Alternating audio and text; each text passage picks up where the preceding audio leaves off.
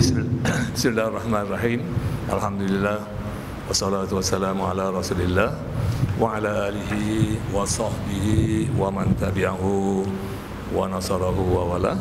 Sidang jamaah yang dirahmati Allah, Assalamualaikum warahmatullahi wabarakatuh.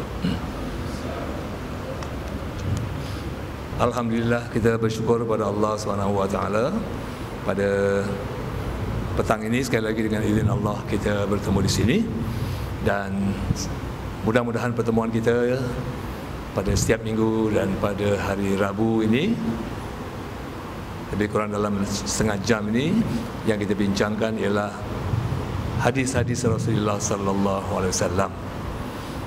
Hari ini kita beralih kepada satu hadis yang baru, hadis yang bertajuk tekun dan dedikasi dalam pekerjaan. Hadis-hadis yang dibincangkan ni, yang saya bincangkan ni merupakan hadis-hadis pilihan yang lebih banyak membincangkan perkara-perkara yang menggalakkan kita berusaha, bekerja dan terus-menerus bekerja untuk mencapai kemajuan dan mendapatkan nikmat dari Allah Subhanahu wa taala. Jadi hadis ini daripada Aisyah radhiyallahu anha, Rasulullah bersabda, "Innallaha yuhibbu idza amila ahadukum amalan ayyutqinahu." Maksudnya bahawasanya Allah mencintai seseorang yang apabila ia mengerjakan sesuatu kerja, dia laksanakan dengan cemerlang ataupun tekun. Jadi begitulah nasihat Nabi kita Muhammad sallallahu alaihi wasallam kepada kita. Bila buat kerja, buatlah kerja betul-betul, sungguh-sungguh, jangan sambil lewa, jangan orang kata asal boleh, tapi buatlah sungguh-sungguh. Biarlah hasil pekerjaan kita itu benar-benar memuaskan kita dan kita rasa bangga dengan apa yang kita lakukan. Tapi kalau sambil lewa je, asal boleh je orang kata, ataupun ala kadar, kalau jadi pun nanti kita rasa tak puas hati, tak senang.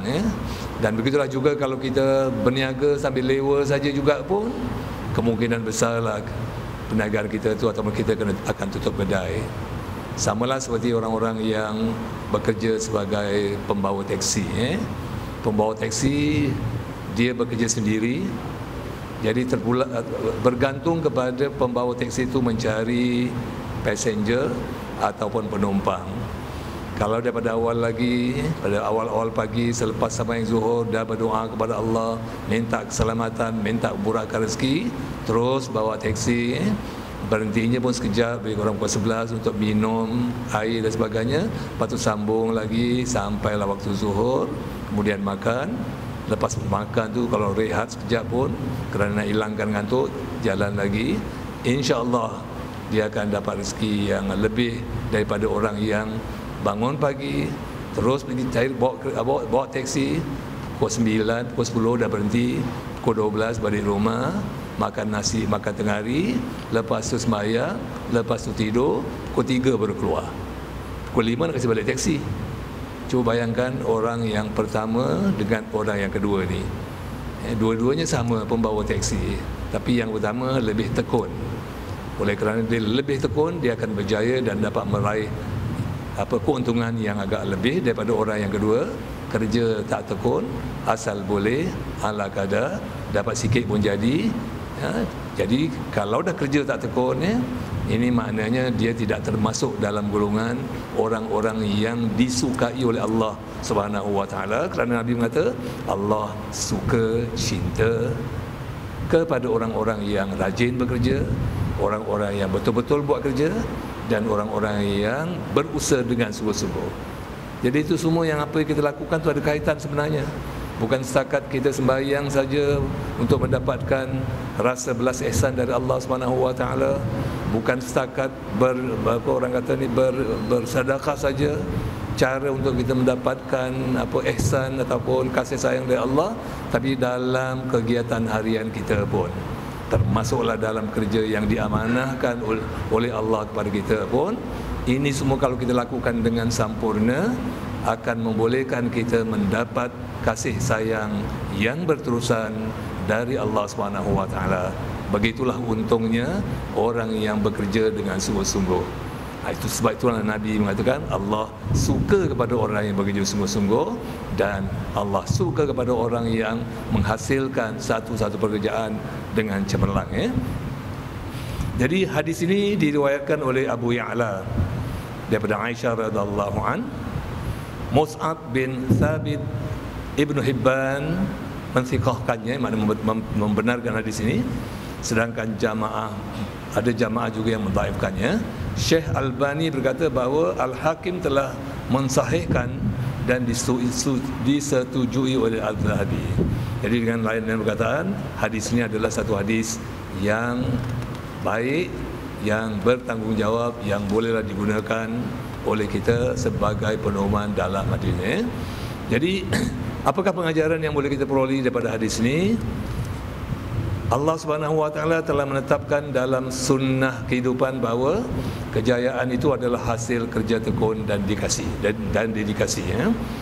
Daripada mata kepala kita sendiri kita boleh lihat orang yang berjaya biasanya datang daripada orang yang berusaha. Kita tak pernah nampak orang yang berjaya itu datang daripada orang yang malas. Orang yang kerja sambil leo tak pernah nampak pun.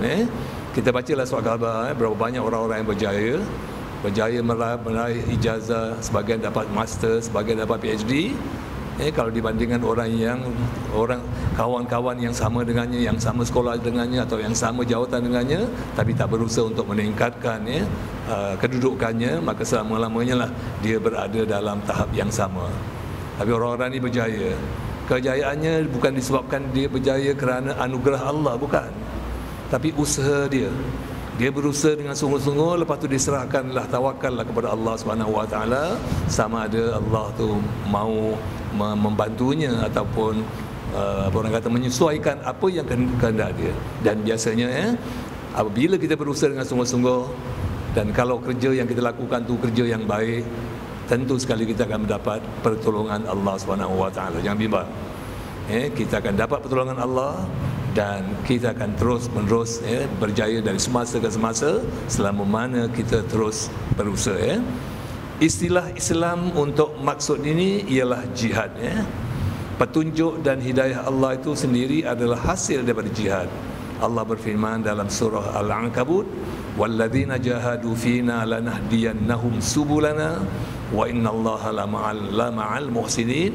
Maksudnya orang-orang yang berusaha dengan bersungguh-sungguh kerana memenuhi kehendak agama kami, sesungguhnya kami akan memimpin mereka ke jalan-jalan kami yang menjadikan mereka bergembira serta beroleh keredaan, dan sesungguhnya pertolongan dan bantuan Allah adalah beserta orang-orang yang berusaha dan membaiki anaknya. Bila kita sebagai manusia di dunia ini memang kita digalakkan supaya berusaha. Dalam bahasa Arab usaha ni adalah jihad. Jadi jangan salah faham tentang makna jihad. Jihad ni maknanya kita berusaha.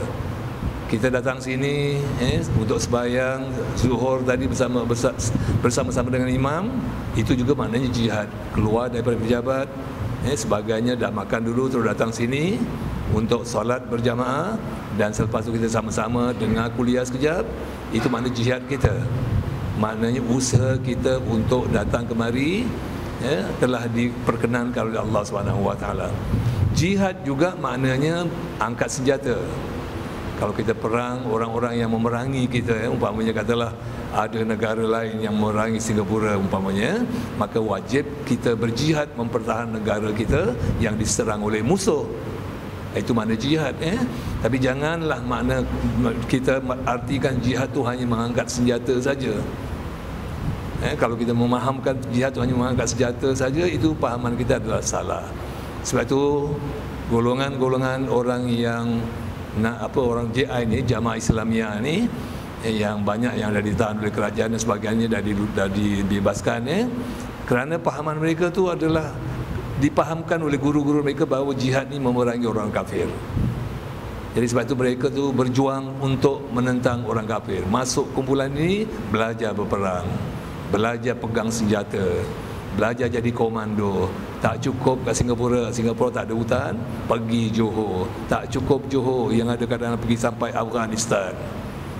Dan tak kurang juga yang pergi ke Moro, Filipin. kerana kononnya bersimpati dengan orang-orang Islam. Kita rasa baik, baguslah kalau kita rasa bersimpati dengan saudara-saudara kita yang tertekan, yang teraniaya, yang terzalim. Memang kita sebagai orang Islam mesti rasa kena simpati dengan orang atau saudara-saudara Islam kita yang terzalim atau yang teraniaya. Tapi bila kita nak membantunya, kena tengok keadaan dan kena tengok kemampuan kita. Kalau kemampuan kita hanya setakat untuk berdoa, doakanlah saja kepada orang-orang ini, mudah-mudahan Allah Subhanahu Wa Taala membantu meringankan beban mereka. Kalau kemampuan kita barangkali kita boleh menghulurkan derma untuk orang-orang ini, kita hanya menghulurkan derma sajalah.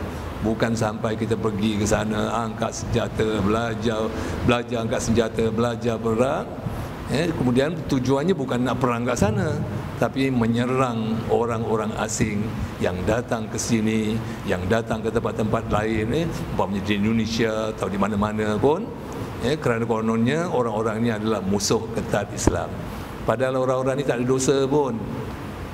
Dia datang sini makan angin kadang-kadang, tapi sini belum berlaku lagi, cuma dah siap-siap awal-awal dah dikekang jadi tak berlaku. Tapi kita tengok di Bali berapa kali berlaku dah. Di Bali, di negara-negara orang putih dan sebagainya banyak kali berlakukan. Jadi mereka menyerang orang-orang yang tak berdosa. Mereka menyerang orang-orang yang tak mengambil bahagian dalam peperangan, yang menyerang Islam, yang menyerang orang yang menindas dan sebagainya, askar-askarnya. Yang sana bukan orang-orang yang datang ni. Jadi orang kata tu dia macam balas dendam lah. Kau punya orang menyusahkan orang aku sekarang balas kau.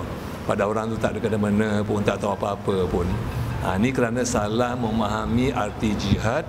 Dengan sebab itulah mereka percaya bulat-bulat dengan kata-kata gurunya, kata-kata guru yang tak bertanggungjawab, yang semata-mata ingin kononnya nak menegakkan Islam atau nak membalas kekejaman orang-orang bukan Islam terhadap orang Islam. Tapi bukan itulah cara jihad yang sebenarnya. Sebenarnya kalau orang-orang yang selalu berusaha, walladzina jahadu fina lanahdiyannahum subulana, ini janji Allah. Mereka yang sentiasa berusaha, bekerja, berusaha atau apa pun, berusaha semata-mata kerana Allah SWT. Katalah kita bekerja, hari-hari kita keluar bekerja daripada pagi sampailah ke petang, itu adalah kerana Allah SWT, kerana kita laki-laki sebagai seorang suami, sebagai seorang bapa diperintahkan oleh Allah SWT supaya memberi nafkah kepada isteri dan anak-anak kita.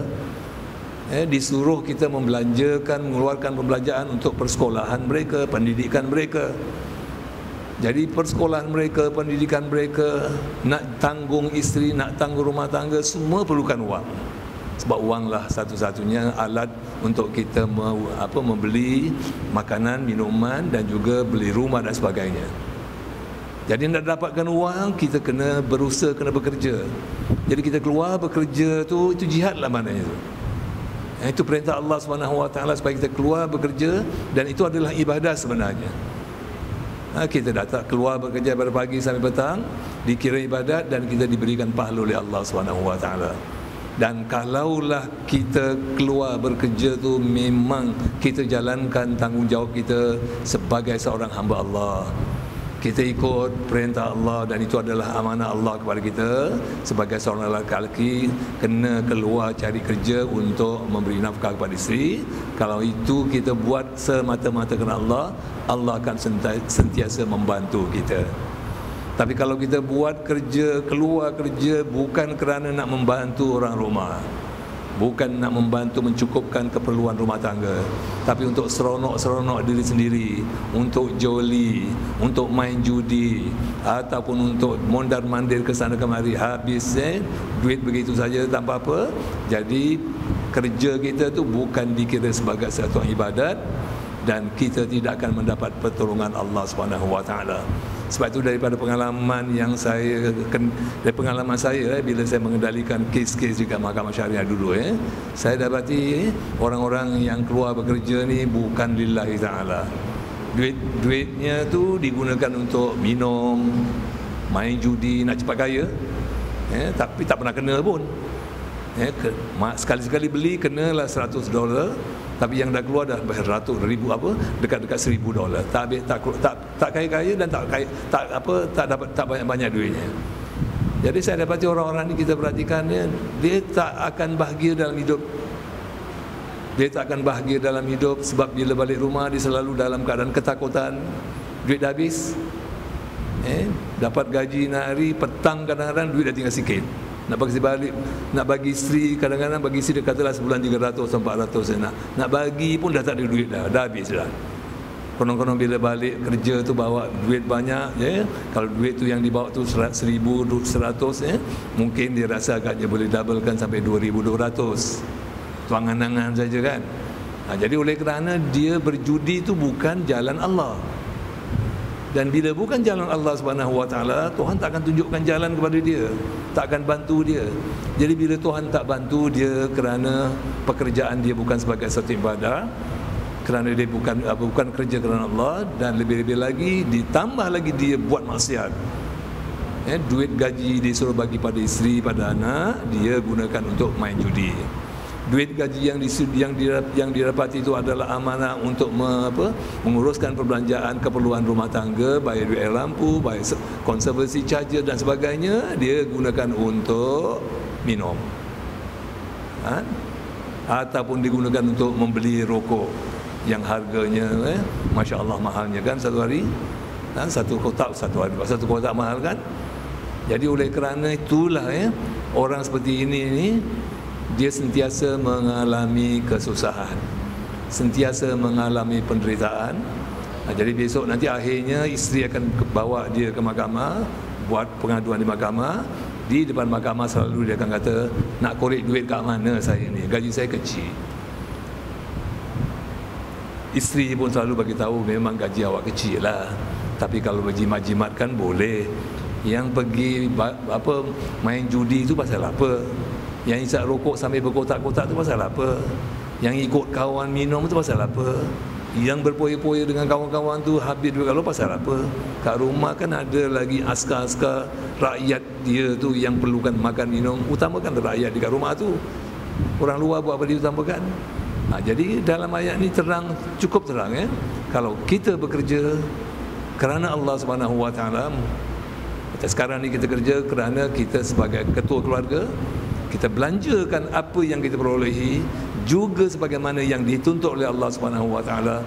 Insya-Allah berkat duit kita, berkat pendapatan kita, hidup kita kat rumah sentiasa mendapat kasih sayang atau dikasihi oleh isteri dan anak-anak.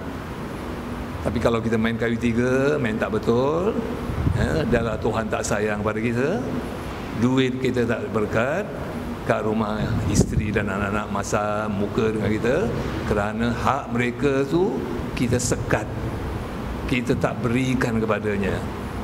Makan minum mereka tu adalah hak mereka yang patut kita beri kepada mereka. Pakaian yang mereka pakai pun adalah hak mereka yang kita mesti belikan.